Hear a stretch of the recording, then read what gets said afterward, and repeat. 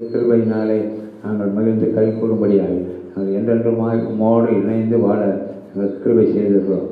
ஆண்டவரும் மீட்பருமாக இருக்கிற இயேசு கிறிஸ்துவின் அதிகமான நாமத்தில் ஜெபிக்கிறோம் என்று ஜீவனுள்ள நல்ல பிதாவே.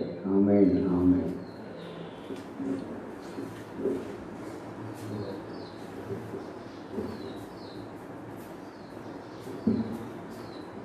ஹல்லேலூயா. எல்லாம் அமர்ந்துக்கிறோம். வாசித்த சங்கீதம் 162வது வசனம். சொல்ல ஒருத்தர் சத்தமாக வசிங்க. சங்கீதம் 162 119 162 இப்போ வாசிச்சது தான். மிகுந்த கொள்ளை உடைமையை கண்டுபிடிக்கிறவன் மகிழ்கிறது போல நான் உமது வார்த்தையின் பேரில் மகிழ்கிறேன். ஆமென், ஹல்லேலூயா. மிகுந்த கொள்ளை உடைமையை கண்டுபிடிக்கிறவன் மகிழ்கிறது போல நான் உமது வார்த்தையில் பேரில் மகிழ்கிறேன்.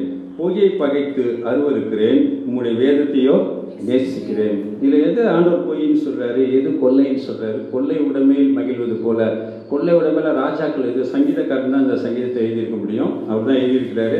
அதில் என்ன காரணம்னு கேட்டிங்கன்னா, அவர் ராஜாக்கள் எங்கே போவாங்கன்னா எப்போதும் யுத்தத்துக்கு போவாங்க. சில நாளில் என்ன பண்ணுவாங்க, அந்த எதிரிகள் மேலே கொள்ளையடிக்க போவாங்க. அப்போ தான் அவங்க பலகீனப்பட்டு போவாங்கன்னு சொல்லி எதிரிகள் என்ன பண்ணுவார், கொள்ளையடிக்க போகிறப்போ அது நிறைய பொருள் நிறைய பணம் வந்துருச்சுனாக்க, ஒரு 100 டன்னு கோல்டு வந்துருச்சு அப்படின்னாக்க அவங்க எவ்வளோ சந்தோஷப்படுவாங்க. இன்றைக்கி எவ்வளோ இருக்கு, எல்லாம் பிடிச்ச பொங்கெல்லாம் நிறுத்து பாருங்கள்.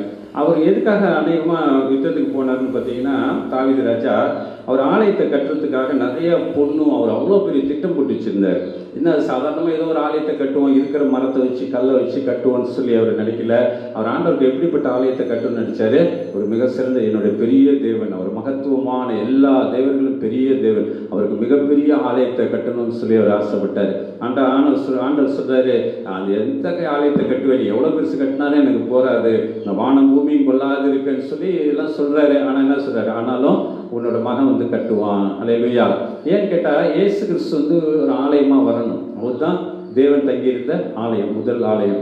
அவர் எங்க வராரு, அவர் நம்மை பார்த்து போய் நான் பரிசுத்தாவை அனுப்புனா நீங்கள் தேவன் வாழும் ஆலயம்.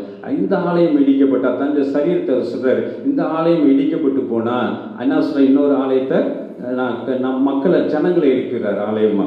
அதனால தான் ஆலயத்தை வேண்டாம், ஆனாலும் ஏன் வேணும்னு சொல்றாருன்னு கேட்டிங்கன்னா, இப்போ எடுக்க வேண்டாம் நம்ம செய்தி, முக்கியமான செய்தி அது கிடையாது. முக்கியமான செய்தி வேற ஒன்று இருக்கு, நீ கடைசி நாளை பற்றியது.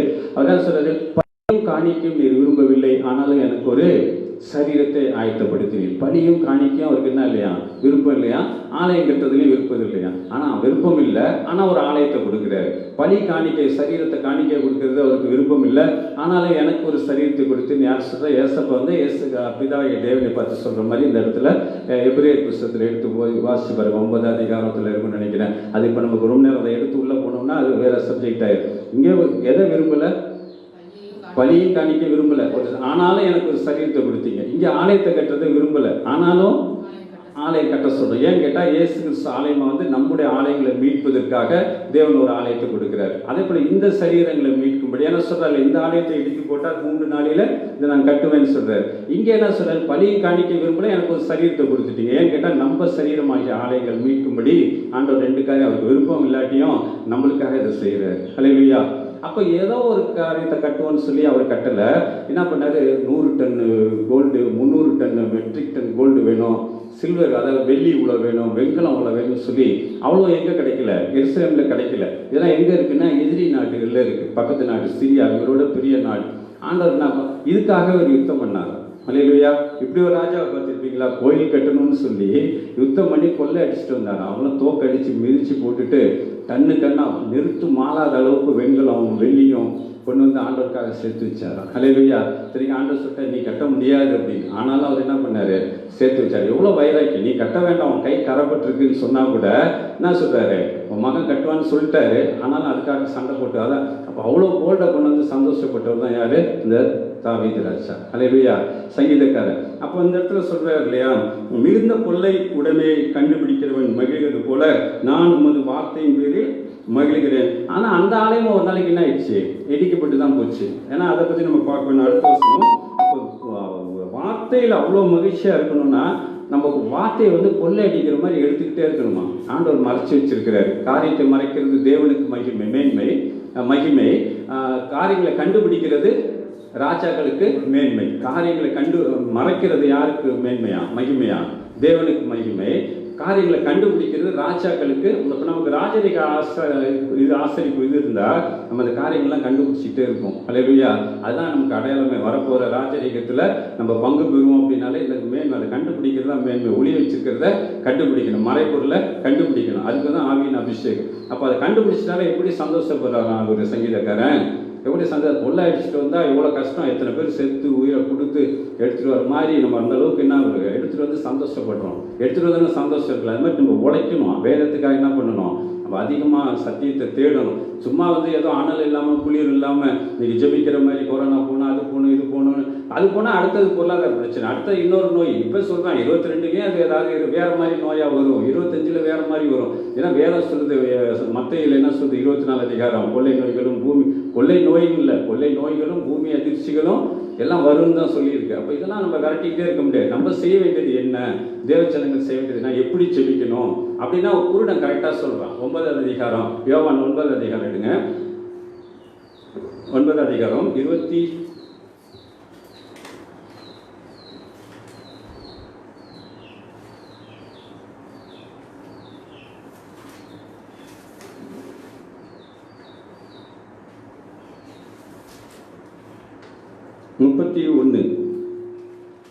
பாவிகளுக்கு தேவன் செவி கொடுக்கிறது இல்லை என்று அறிந்திருக்கிறோம். ஒருவன் தேவ பக்தியுடனாக இருந்து அவருக்கு சித்தமானதை செய்தால் அவனுக்கு செவி கொடுப்பார். ஆமென். பாவிகளுக்கு தேவன் செவி கொடுப்பு. இந்த பாவின்னு சொல்றது யாரை சொல்றாங்க? இஸ்ரேலுக்கு வெளியில் உள்ளவனையா? யாரு சித்தம் செய்வான்? அவருடைய பிள்ளைகள் தான். ஒன்று இஸ்ரேலா இருக்கணும், ரட்சிக்கப்பட்ட கிறிஸ்துவோட பிள்ளைகளாக இருந்தாக்கா அவங்கள பார்த்து அவங்கள யாரா அவங்கள பாவிகள் இருந்தால் யாரை பாவின்னு சொல்லுது வேதம் பார்த்தா? அவர் சித்தம் அறியாமலே எதையாவது செய்கிறவங்க தான் வேதம் என்ன சொல்லுது? பாவிகளுக்கு தேவன் செவி. சில பேரோட செபத்தை ஆண்டவர் கேட்க மாட்டார், சில வகை செபங்களே ஆண்டவர் கேட்க மாட்டார். பாவிகளுக்கு தேவன் செவி கொடுப்பதில்லை. அப்படிதானே இருக்கு. செவி கொடுக்கல என்று அறிந்திருக்கிறோம்.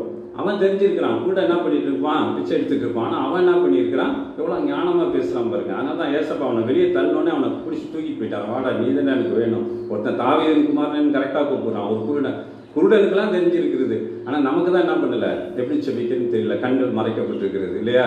அப்போ என்ன சொல்றாரு, ஒருவன் தேவ பக்தி உள்ளவனா இருந்து அவருக்கு சித்தமானதை செய்தால் அவனுக்கு செவி கொடுப்பார். அப்போ ஜெபிக்கிறது கூட அவர் சித்தப்படி தான் என்ன பண்ணணும், ஜெபிக்கணும். அப்போ ஒவ்வொரு ஆத்மாக்களும், ரட்சிக்கப்பட்ட ஆத்மாக்கள், அதுவும் சபைக்குள்ள ஞானஸ்தானம் வாங்கி பரிசுத்தமாக இருக்கிற ஒவ்வொரு ஆத்மாக்களும் ஜெபிக்க வேண்டிய முறையை பற்றி என்ன இருக்குது, சில காரியங்கள் இருக்கு. அப்போ உலகத்தில் என்ன நடக்குது, கரோனா வச்சு என்னமோ நடக்கும்போது எதுக்கும் ஜெபிக்கிற. இன்னைக்கு கரோனாவுக்கு பூசை வைக்கிற மாதிரி கரோனாவுக்கே ஜெபம் பண்ணிட்டு அதுக்கே உட்காந்து டிவியில் பேசிட்டு இப்படியே என்ன போயிடக்கூடாது. நம்ம தனித்தனியாக எல்லாருக்கும் என்ன இருக்கு, ஆத்ம பாரத்தோட உட்காந்து ஜெபித்து அழுது ஜெபித்து வேதத்தை கையில் எடுத்து தனித்தனியாக ஒவ்வொரு ஆத்மா வளரும். சும்மா அனல் இல்லாமல் குளிர் இல்லாமல் டிவி முன்னாடி உட்காந்துட்டு நம்ம 2 மணி நேரம் நம்ம அந்த டிவியை பார்த்துட்டு கிடையாது. எல்லாருக்குமே, எனக்கு அதுதான், உங்களுக்கும் அதுதான்.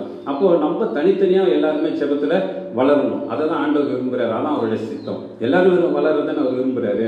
ஆவியில் அனலோ இல்லாமல் குளிரும் இல்லாமல் நம்ம இன்னைக்கு 1 மணி நேரம் 2 மணி நேரம் என்ன பண்ணிட்டோம், ஒரு ப்ரோக்ராமை பார்த்துட்டோம், நாங்கள் அழுது ஜெபிச்சிட்டோம். அழுது ஜெபிக்கிற காரியம் இல்லை. இது ஏன் வந்துச்சு, இது போகணுன்னா எப்படி ஜெபிக்கணும், இந்த உலகத்தில் வேதத்தின்படி உலகத்தில் என்ன நடந்துகிட்டு இருக்குன்றத ஒரு முக்கியமான காரியத்துக்காக நம்ம என்ன பண்ணிட்டு இருக்கோம், இந்த செய்தியை நம்ம பார்க்குறோம். அப்படின்னு பார்த்தாக்க இன்னைக்கு என்ன நடந்துட்டு இருக்கு, 2 ஜனங்கள் இருக்கிறாங்க. தேவனோட இந்த காரியங்களோட, இந்த கடைசி நாள் காரியங்களுக்கு ஒரு பக்கம் பரிசுத்தமாக்கப்பட்ட ஜனங்கள், ஒரு பக்கம் அதுக்கு விரோதமாக இருக்கிறாங்க. அதுக்காக நான் ஒரு மதத்தையே யாரையும் சொல்ல, எல்லா மதத்துலேயும் எல்லாம் இருக்குது. அது கிறிஸ்தவ நாடுகளே நிறைய காரியங்கள் தேவனுக்கு எதிராக காரியங்கள் இருக்குது. நீ பார்க்குறோம் அந்த நாடுகள் தான் என்ன நடக்குது, கொள்ளை நோய் அதிகமாக இருக்குது. காரணம் என்ன, இது வார்த்தையின்படி நடக்காமல், அனல் இல்லாமல் குளிர் இல்லாமல் இப்படியே எங்கே ஒரு காசை கொடுத்துட்டு இப்படியே ஜாலியாக போயிட்டு வரதுனால எந்த காரியமும் நடக்காது. ஆண்டோடைய நாமம் மகிமைப்படாது. அல்லேலூயா. அப்போ என்ன சித்தம் அறிந்து ஜெபிக்கணும். குருடன் கரெக்டாக சொல்லணும். அதுதான் நமக்கு இன்னைக்கு என்ன இருக்குது.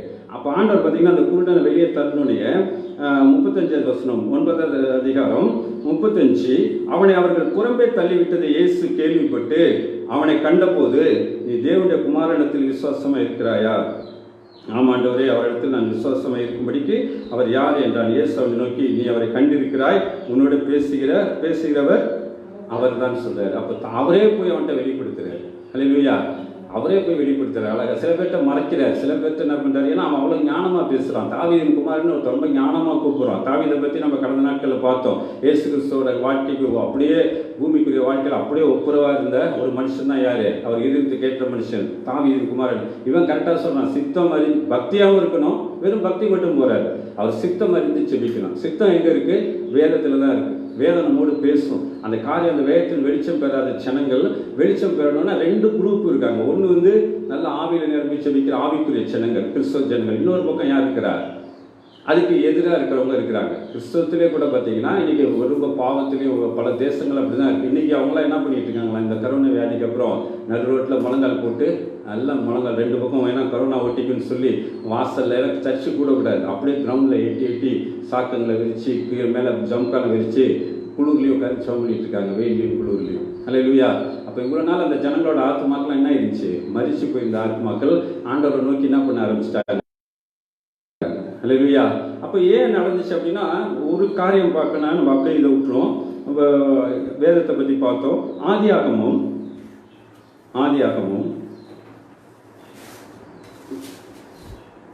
49 அதிகாரம்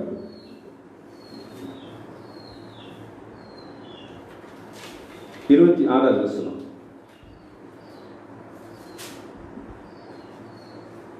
ஆதியாகமும் நல்லா கவனமாக கவனிங்க. இது நீங்கள் ஜெபத்தோட கவனிச்சாதான் புரியும், அது நான் சொல்றதும் அப்படி கொடுக்க முடியும்.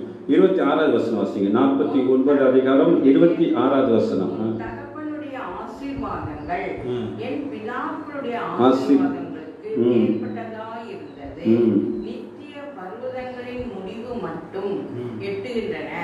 அவைகள் யோசேப்புடைய சிரசின் மேலும் தன் சகோதரர்கள் விசேஷமுடைய உச்சந்தலையின் மேலும் வருவதாக.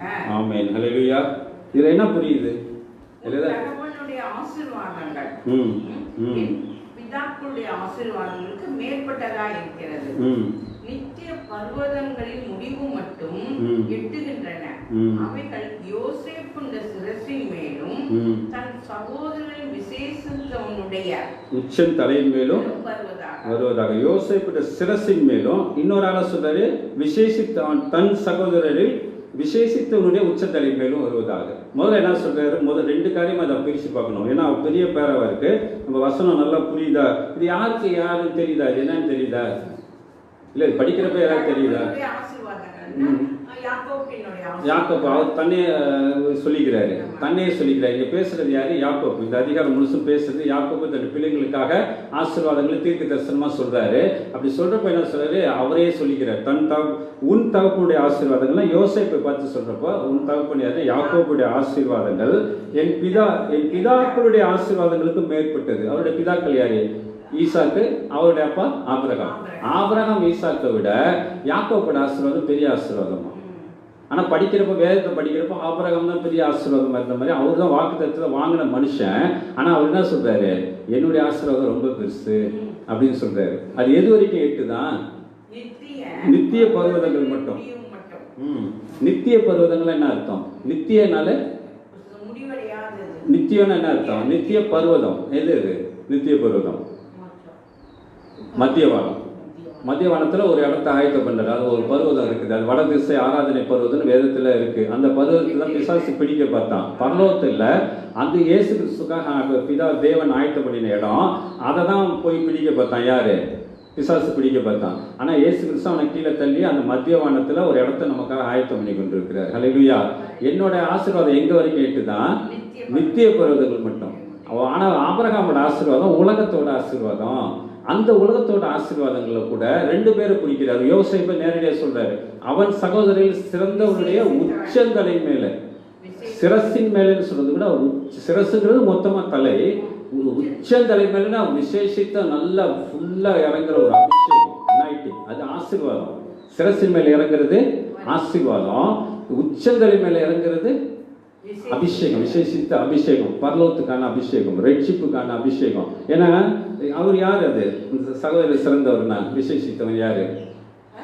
அப்ப ஒண்ணு சொல்லப்படுதுல, கீழ் கடைசி 3 வரி 26லயே அவைகள் யோசேப்பின் சிரசின் மேலும் தன் சகோதரரில் விசேஷித்தனுடைய உச்சந்தலையின் மேலும் வருவதாக. அது யாரு? இன்னொருத்தர் யூதா.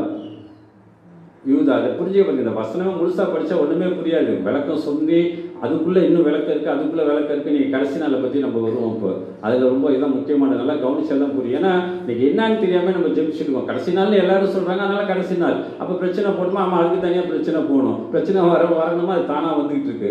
இந்த இது போனால் இன்னொரு பிரச்சனை. ஆனால் நம்ம என்ன பண்ணணும், வேதத்தின்படி ஜெபிக்கணும். அதுதான் கர்த்தருக்கு பிரியமானது. அல்லேலூயா. வேதத்தில் அதை கண்டுபிடிக்கிறது தான் எனக்கு கொள்ளை பொருளில் மகிழ்ச்சியாக இருக்குது போல. இன்னைக்கு ஒரு காரியத்தை நம்ம கண்டுபிடிக்க போகிறோம். என்ன கண்டுபிடிக்க போகிறோம்னு பார்த்தீங்கன்னா, இதெல்லாம் ஏன் நடக்குது, என்ன நடக்குது. 2 ஜனங்கள் இருக்கிறாங்க.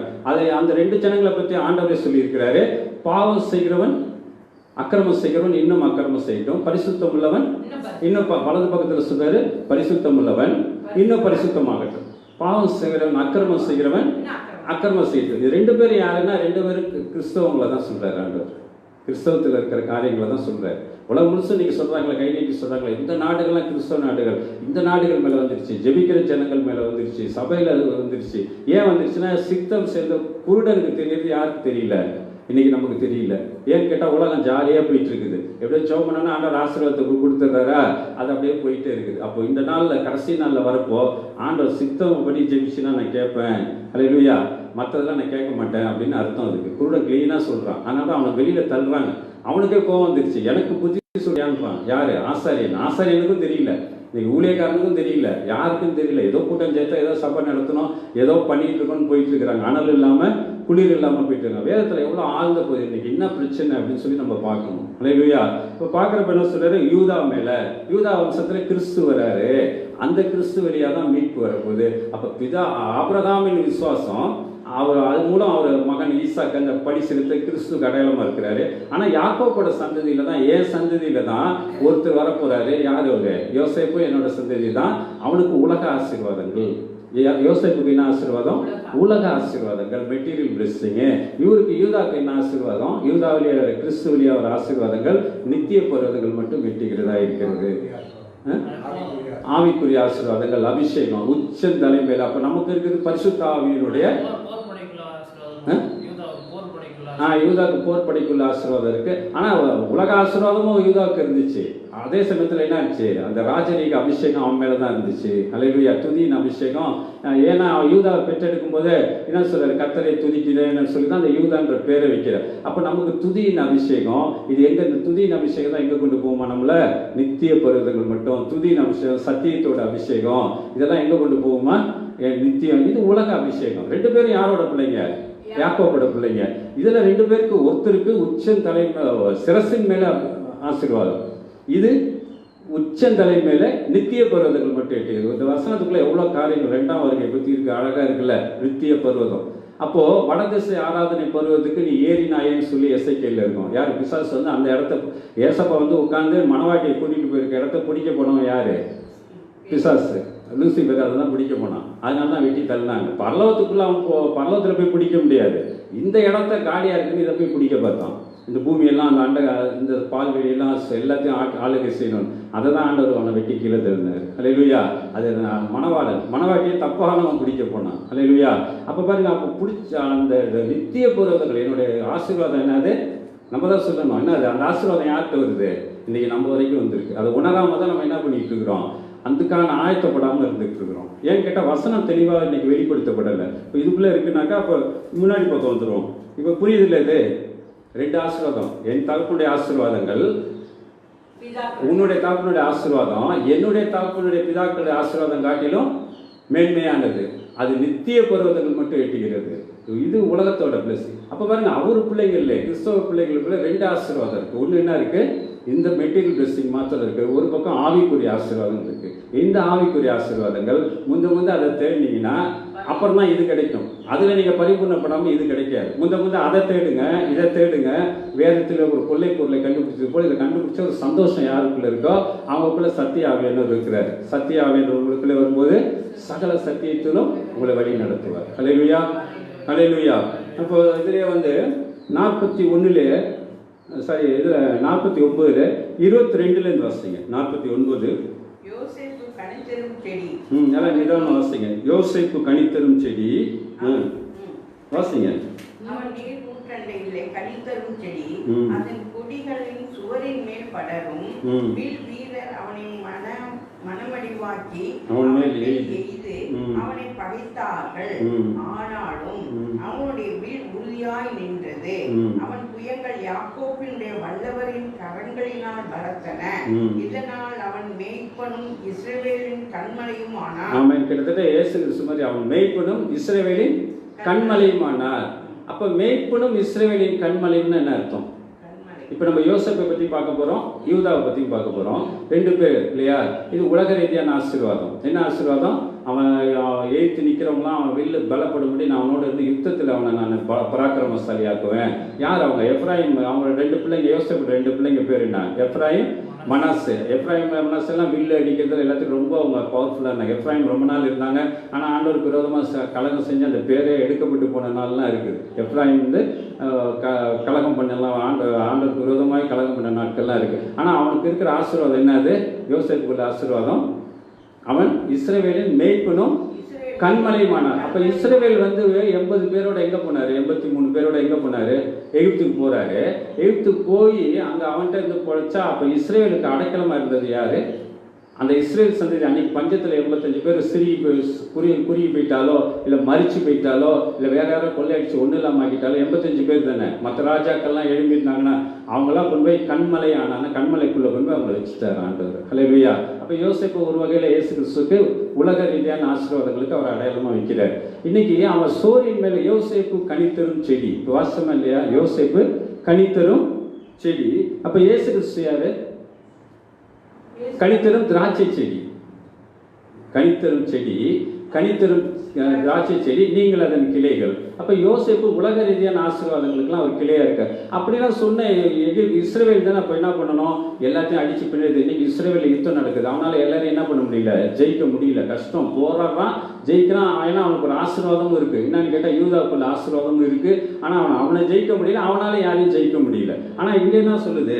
யோசேப்பு கனித்தரும் செடி, அவன் நீர் ஊற்றண்டியில கனித்தரும் செடி, அதன் கொடிகள் சோரின் மேல் படரும். இதுக்கு என்ன அர்த்தம்? இது யாராவது யோசனை பண்ணியிருக்கோமா? அவன் கனித்தரும் செடினா அவன் உலகத்துக்கு நல்ல கனி தருவான், கீழே வேர் பற்றி மேலே கனி தருவான், உலகத்தை கனிகளால் நிரப்புவான். வசனம் வாசிச்சிருக்கீங்களா? எல்லாத்துக்குள்ள போவான். அப்போ கீழே வேர் பற்றி மேலே கனிகளால் நிரப்புவோம், பூமியை கனிகளால் நிரப்புவானா. அப்போ என்ன அர்த்தம்னு கேட்டிங்கன்னா, இன்றைக்கி அமெரிக்கா தேசத்தை எடுத்துக்கிட்டிங்கன்னா இதெல்லாம் இஸ்ரேலில் நடக்கலை. இஸ்ரேல் 50 வருஷமாக இப்போ 10 வருஷமாக தான் வெளியேறிட்டு இருக்கு. ஆனால் இவ்வளோ நாளாக அந்த 2000 வருஷத்தில் இஸ்ரேல் சிதறடிக்கப்பட்ட பின்பு அந்த யூதர்கள்லாம் எங்கே போய் அதிகமாக வாழ்ந்தாங்கன்னு கேட்டிங்கன்னா அமெரிக்காவில் போய் தான் வாழ்கிறாங்க. America, England, France. இன்ன வரைக்கும் அவங்க இருக்கிற இடம் தான் ஆசீர்வாதமாக இருக்குது. அல்லேலூயா. உண்மை தானே? இந்த ஏன்னு கேட்டால் அவன் யார்? உலகத்தை கனிகளால் நிரப்புவான். கண்டுபிடிப்புகள், கரண்ட் எல்லாத்தையும் கனி எல்லாத்தையும் நம்ம அனுபவிக்கிறோமா இல்லையா? யார் வழியாக அனுபவிக்கிறோம்? யூதர் வழியாக அனுபவிக்கிறோம். ஏன்னா யோவான் 4வது அதிகாரம் 22வது வசனம் மட்டும் அப்படி வாசிங்க. இதை கையில் வச்சுங்க. யோவான் 4வது அதிகாரம் இயேசு கிறிஸ்து அழகாக அதை சொல்லியிருப்பாரு. இதெல்லாம் யார் கண்டுபிடிக்கிறது? யார் சொல்றது? அப்போ என்ன நடக்குது உலகத்தில்? அது ஏதோ வாயில சொல்ல அமெரிக்காவில் யூதர்கள் இருக்காங்க அப்படின்னு சொல்லி, ஆனால் எல்லாத்துக்குமே ஆதாரங்கள் இருக்கு, வசனத்திலே இருக்குது. அல்லேலூயா. அப்போ யோவான் 4 அதிகாரம் 22 நினைக்கிறேன், 22 4:22. நீங்கள் அறியாததை தொழுது கொள்கிறீர்கள், நாங்கள் அறிந்திருக்கிறதை தொழுது கொள்கிறோம். ஏனென்றால் ரட்சிப்பு யூதர்கள் வழியாய் வருகிறது. திரும்பி படிங்க. ரட்சிப்பு யார் வழியா வருது? இது சொல்றது யாரு? இயேசு கிறிஸ்து சொல்றாரு. யூதர் வழியா தான் ரட்சிப்பு வருதான். எந்த ரட்சிப்பு யூதர் வழியா வந்துச்சு? உலக ரட்சிப்பா? 2 ரட்சிப்பும் யூதர் வழியா வருதான். இயேசு கிறிஸ்து யாரு? யூதர் தான் இல்லையா? யூதா சிங்கமானவர். அப்புறம் அப்போஸ்தலர் 12 அப்போஸ்தலர் யாரு? யூதர்கள், இஸ்ரேல் ஜனங்களை சேர்ந்தவங்க தான் இல்லையா? அப்போ யூதர் வழியா இந்த ரட்சிப்பு நம்மகிட்ட வந்துச்சு. அப்போ யூதர் வழியா வருதுன்னா அப்போ யோசேப்பு யாரு? அவரும் யூதர் தான் இல்லையா? இஸ்ரேல் தான், இஸ்ரேலோட பிள்ளை தானே. அப்போ உலக ரீதியான ரட்சிப்பு ஒன்று இருக்கு, ஆவிக்குரிய ரட்சிப்பு ஒன்று இருக்கு. அப்போ உலக ரீதியான ரட்சிப்பு இன்னைக்கு அமெரிக்காவில் என்ன இருக்குன்னா பெரிய காரியம். அவன் சூரியன் மேலே படர்கிற கொடி அப்படின்னு என்ன அர்த்தம்னா, கொடி ரோட்லேயோ ஒரு சின்ன கொம்புலையோ படர்ந்தா திராட்சை கொடி, அந்த மிருகங்கள் இதெல்லாம் நரி ஓனை எல்லாமே மனுஷன் முதல்கொண்டு அதை திருவிட்டு போயிடுவான்.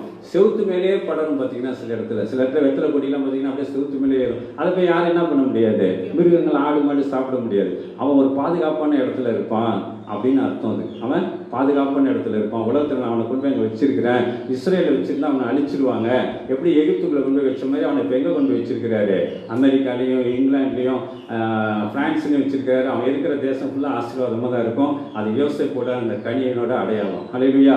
அது அமெரிக்கா இருக்கிறதுலே பெரிய அடையாளமாக இருக்கிறதுக்கு காரணம் என்னன்னு கேட்டிங்கன்னா, அங்கே யோசேப்போட சந்ததியாக எப்ராயிம் மனாசேயும் அங்கே தான் இருக்கிறாங்க. அதிகமான பேர் எப்ராயிம் மனாசே குரூப் அந்த இடத்துல இருக்கிறாங்க. அங்கங்கே இங்கிலாந்தில் யார் இருக்கிறா, யூதா வம்சத்து ஆட்கள் அங்கே இருக்காங்க. கிறிஸ்டியன்ஸும் வளர்ந்துச்சு, ஒரு பக்கம் அதுக்கு குழப்பமும் அங்கே தான் வளர்ந்துக்கிட்டு வருது இல்லையா. எலிசபெத் ராணிக்கு குரூப்லாம் அந்த இதை சேர்ந்தவங்க தான் இருக்கணும். ஏன்னா இறைமையாக கூட்டிகிட்டு போனார், அதை நம்ம பார்க்க வேணாம், அது ரொம்ப நேரம் போயிடும். அப்போ அவங்க இருக்கிற நாடு எல்லாமே எந்த நாடாக இருக்குது. ஏன்னா அங்கே எப்படி அவங்க போயிருப்பாங்கன்னா, தர்ஷீஷுங்கிறது தான் இங்கிலாந்து. ஒரே ஒரு தர்ஷீஷ்க்கு கப்பல் கட்டி சாலமோன் ஆட்களை அனுப்புனா தங்கம் வெட்டி எடுக்க அனுப்பிச்சாரு. தாவீது வந்து சில மெட்டீரியல் வெட்டி எடுக்கிறதுக்காக தர்ஷீஷ்க்கு கப்பல் கட்டி அநேக பேர் ராஜாக்கள் போய், யோனாவும் அங்கே தான் போனார். ஏன் யோனா அங்கே போனார்? ஆண்டவர் எங்க அனுப்பிச்சார் அவரை?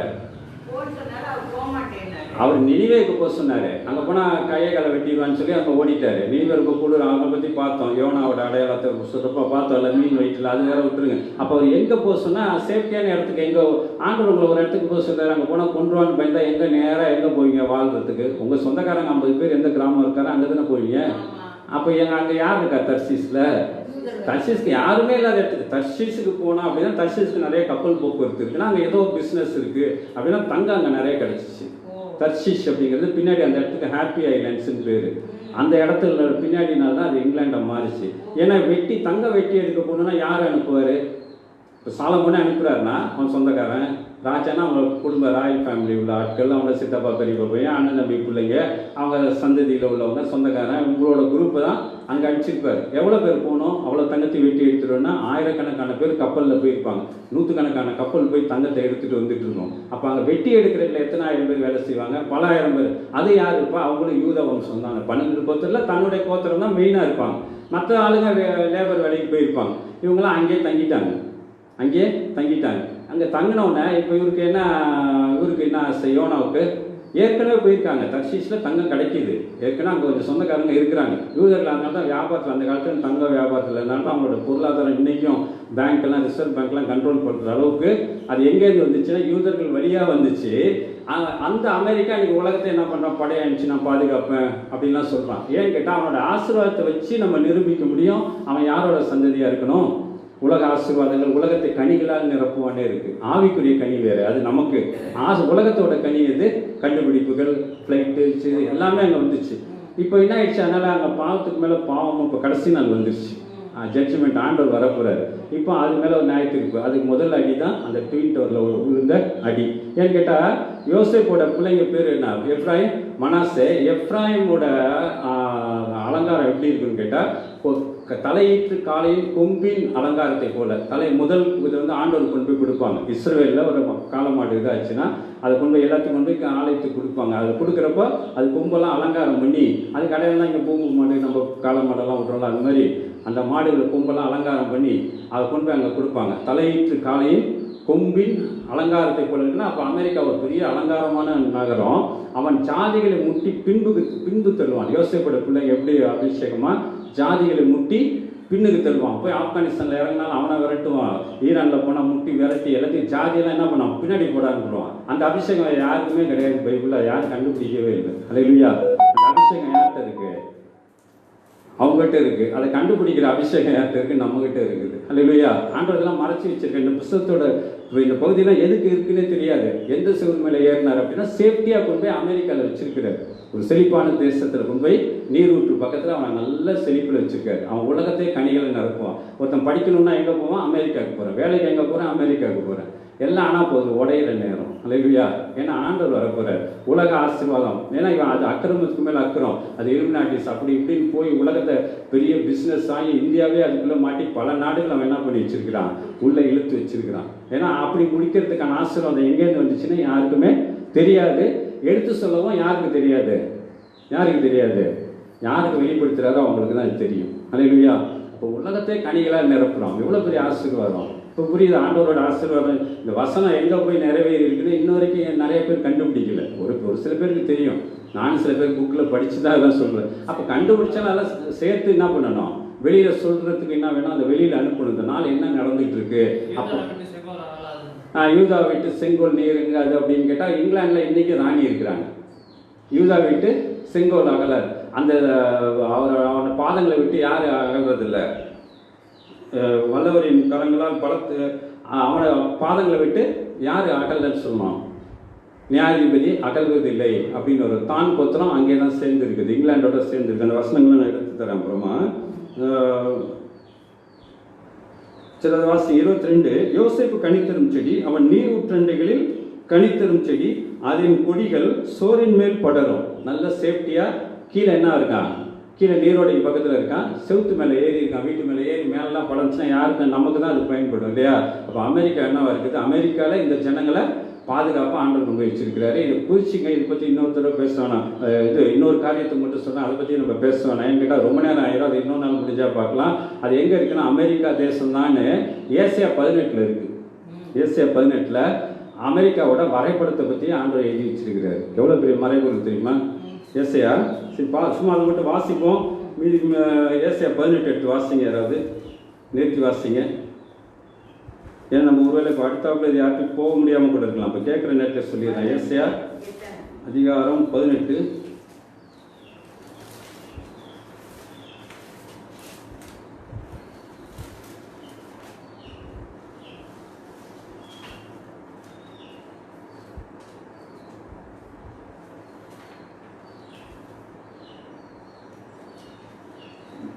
மூணாவது வருஷம் மட்டும் வாசிங்களேன். பூசக்கரத்தில் வாசமாய் இருக்கிறவர்களும் தேசத்தை குடிகளுமாகிய நீங்கள் எல்லோரும் மலைகளின் மேல் கொடி ஏற்றப்படும் போது பாருங்கள், எக்காலம் ஊதும் போதும் கேளுங்கள். நான் அமர்ந்திருந்து நான் அமர்ந்திருந்து பயிரின் மேல் காயும் காந்தி உள்ள வெயிலை போலவும் அறுப்பு காலத்தில் உஷ்ணத்தில் உண்டாகும் பனிமேகத்தை போலவும் என் வாசஸ்தலத்தில் இருந்து கண்ணோக்குவேன் என்று கர்த்தர் என்னுடன் சொன்னார். 5 வருஷம் திராட்சை செடிகள் அறுப்புக்கு முன்னே பூத்து முற்றி காய்க்கின்ற காய்கள் பிஞ்சாய் இருக்கும் போதே அவர் அருவாளினாலே அவர்களை அறுத்து கொடிகளை அறிந்து அகற்றி போடுவார்.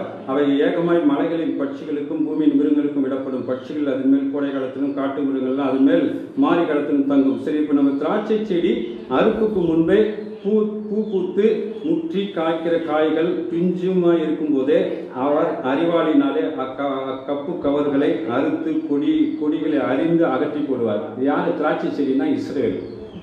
அங்கே பார்த்தோம் யாரு, அப்போ இஸ்ரவேல் முதல்ல இருந்துச்சுல, இயேசு கிறிஸ்து கொலை மரணம் அடைந்து உயிர்த்தெழுந்து போனதுக்கப்புறம் கிபி 72 அந்த நகரம் ஃபுல்லாக ஒன்றும் இல்லாமல் போய் சிதறடிக்கப்பட்டாங்க. ரோமுக்கு போய் ரோம்லேருந்து பல நாடுகளுக்கு சிதறி ஓடி கடைசியில் எங்கே இங்கிலாந்து, பிரான்ஸ் எல்லா இடத்துலையும் அமெரிக்காலாம் போய் செட்டில் ஆகிட்டாங்க. இப்போ செட்டில் ஆன இடங்களை பற்றி பார்த்தோம். அந்த திராட்சை கொடி அறுத்து நான் எல்லா பக்கமும் தூக்கி போட்டேங்கிறார் ஆண்டவர். இல்லையா, தூக்கி போட்டார். அதில் ஒரு கொடி போய் எங்கே வளர்ந்துருச்சு, அமெரிக்காவில் போய் வளர்ந்துருச்சு. இங்கிலாண்டில் கப்பும் கவருமா வெட்டி கிளை ரொம்பலாம் சேர்ந்து நான் வெட்டி போட்டேன்.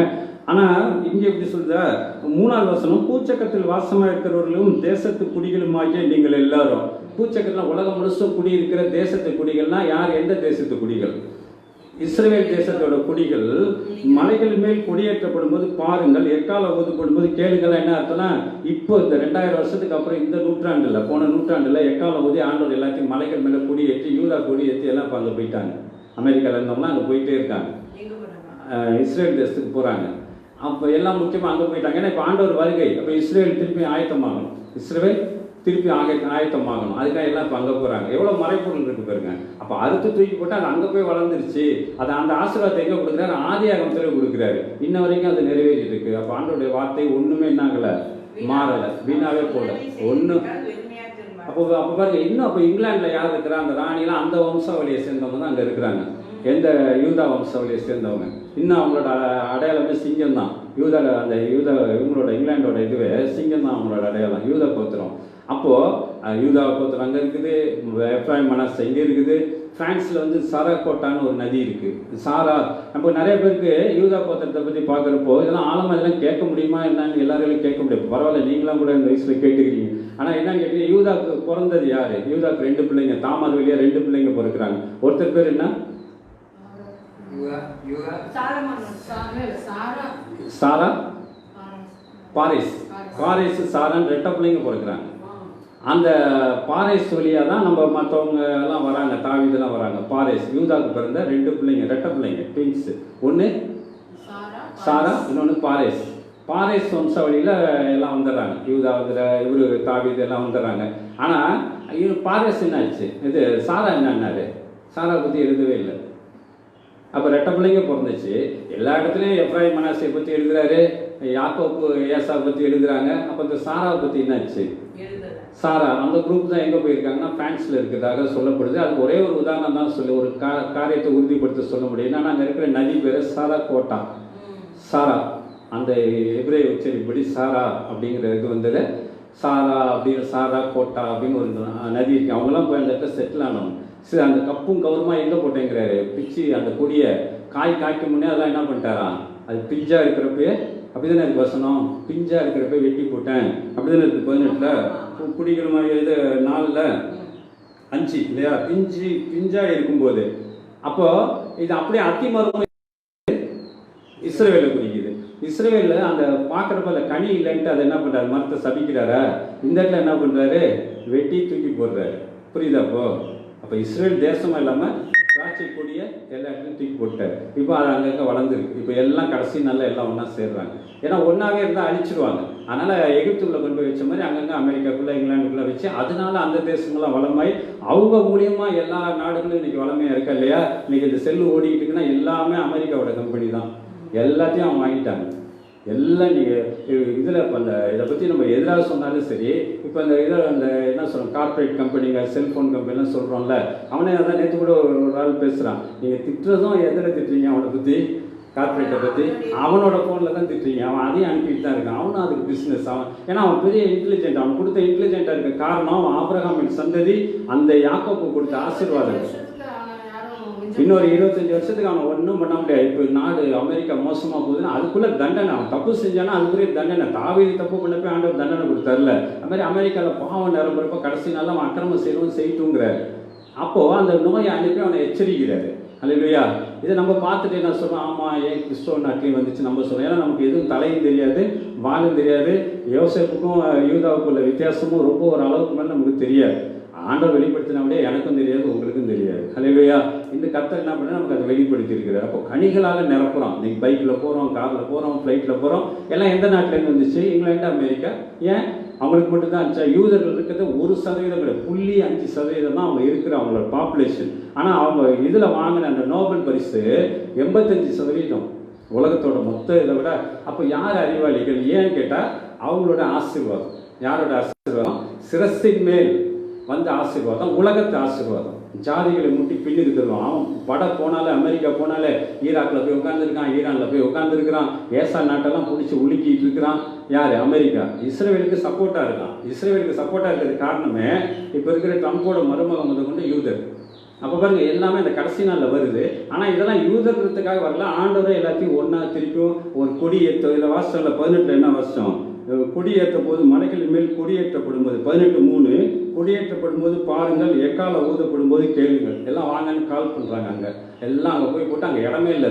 இப்போ இடத்தெல்லாம் பிடிக்க ஆரம்பிக்கிறான். ஏன்னா அத்தி மரம் கடைசி நாள் என்ன பண்ணோம்? துளிர்த்து கிளை பரப்பி வரும்போது நம்ம சமீபமாக வந்துட்டேன். பாருங்க, நம்ம அது மட்டும்தான் நமக்கு தெரியும். அது என்ன இடையில என்ன ஆச்சு? அப்போ என்ன பண்ண, அந்த சூரியனும் சந்திரனும் அழிந்து போவது வரைக்கும் இந்த சந்ததி அழிந்து போவதில்லைன்னு ஆண்டவர் வாக்குத்தத்தம் பண்ணியிருக்காரு. அப்போது இஸ்ரேலை ரோம் பிடிச்சிட்டு போனால், ஹிட்லர் அடித்தான்.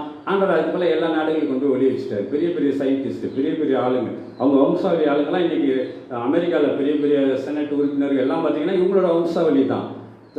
யாரோட வம்சாவளி? யூதர்களோட வம்சாவளி தான். இன்றைக்கி அவன் உலகத்தையும் அவன் கனிகளால் நிரப்பிட்டுருக்கான். அவன் மாடலை பார்த்தா நம்ம எல்லாமே வீடு கட்டுறதுலேருந்து எல்லாமே எதை தான் காப்பி அடிக்கிறோம். இன்றைக்கி ஓடுற செல்ஃபோனுக்கு இன்னும் எல்லாம் மிக்சி, கிரைண்டர் எல்லாத்துலையும் ஏதோ ஒரு வகையில் அவன் என்ன இருப்பான். கொக்கோ கோலாலேருந்து எல்லாமே அவனோட டாமினேஷன் தான். காரணம் அவனுக்கு கொடுத்த ஆசீர்வாதம். அந்த ஆசீர்வாதத்தை இறைவாக்கா யார் சொல்கிறா? யாக்கோபு தன்னுடைய சந்ததிக்கு சொல்றார், 2 பேரை சொல்றாரு. யோசேப்பு அவன் சகோதரரில் சிறந்தவன் யூதா. ஏன்னா யூதாக்குள்ள ஆசீர்வாதம் நமக்கு வந்துருச்சு.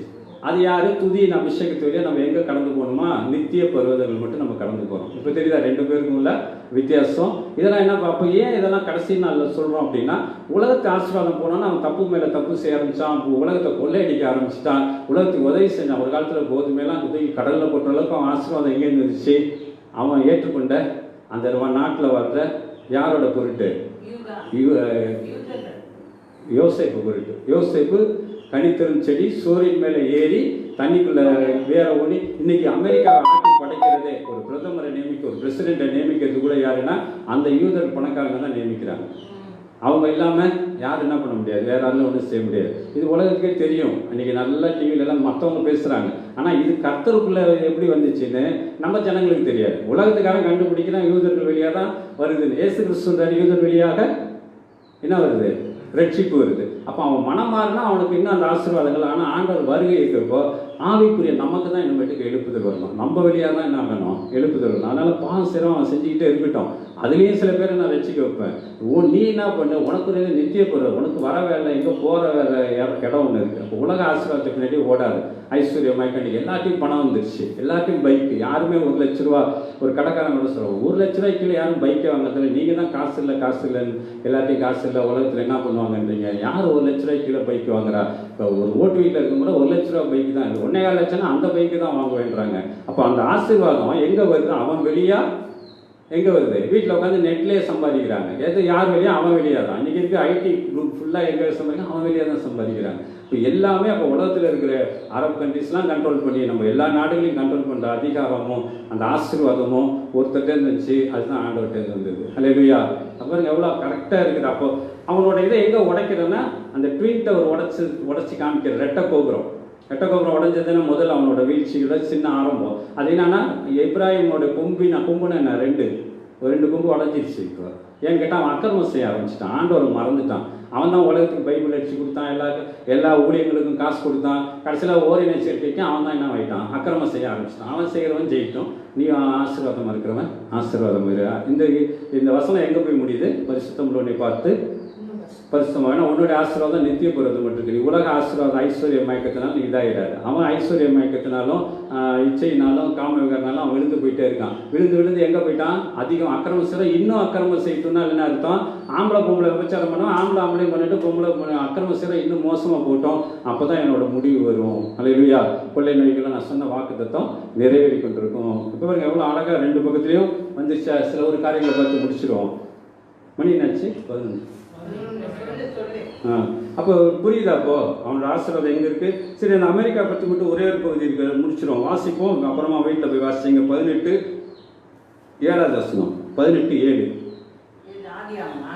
இல்லை ஏசையா. அக்காலத்திலே நெடுந்தூரமாய் கடவி இருக்கிறதும் சிறைக்கப்பட்டதும் துவக்க முதல் இதுவரைக்கும் கெடியா இருக்கிறதும் அளவிடப்பட்டதும் மிதிக்கப்பட்டதும் நதிகள் பாழாக்குறதுமான ஜாதியானது சேனைகளின் கர்த்தரின் நாமம் தங்கும் ஸ்தலமாகிய சீயோன் மலையில் சேனைகளின் கர்த்தருக்கு காணிக்கையாக கொண்டு வரப்படும். அப்ப அமெரிக்காவோட வெள்ளத்துல எங்க காணிக்கை போயிட்டு இருக்கு?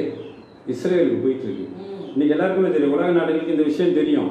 இது உங்களை விட என்னை விட யாருக்கு நல்லா தெரியும்னா புரட்சி நிறைய பேர் பேசுகிறாங்க. இலுமினாட்டிஸ் பற்றி பேசுகிறாங்க, அமெரிக்காவோட டாமினேஷனை பற்றி பேசுகிறாங்க தானே, கார்பரேட்டை பற்றி பேசுகிறாங்க. அவனே பேசுகின்றான், அவனே சொல்லித்தரான். ஆமாம் நான் தான் செய்கிறேன். அவனுக்கு என்னன்னு எருசலேமை போய் கட்டுவோம், அந்த செலவெல்லாம் எடுத்துகிட்டு போய் எருசலேமை கட்டுவோம்னு சொல்லி. இப்போ பாருங்களேன், அக்காலத்தில் நல்லா அண்டர்லைன் பண்ணிங்க, 7 பேனா இருந்தால் நெடுந்தூரமாய் பரவி இருக்குமா. நெடுந்தூரம்னு அமெரிக்காவோட மேப் பார்த்துருக்கீங்களா? அடிக்கடி பார்த்துருப்போம். எப்படி இருக்குன்னா அப்படியே நீட்டமாக இருக்கும்.